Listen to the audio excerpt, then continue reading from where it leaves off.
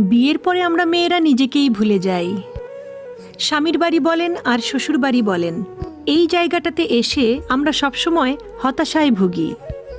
কিভাবে সবকিছুর সাথে খাপ খাওয়াবো, কিভাবে সবার মন জয় করব, এগুলো করতে করতে আমরা সবসময় সুপার অ্যাক্টিভ দেখাতে চাই নিজেকে।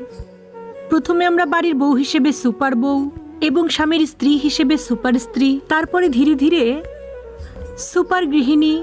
এবং আমরা যদি বাইরে কর্মও করি, মানে কোনো পেশার সাথে জড়িতও থাকি, তাহলে আমরা সংসার ও বাইরে সামলাতে যেয়ে সুপার অ্যাক্টিভও হতে চাই, আবার সুপার পেশাজীবীও হতে চাই।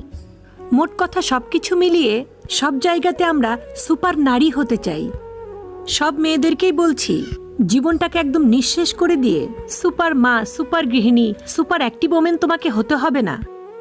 কারণ এসব করতে যে যখন তোমার শরীর ভেঙে যাবে, তখন ওই যাদের জন্য সব কিছু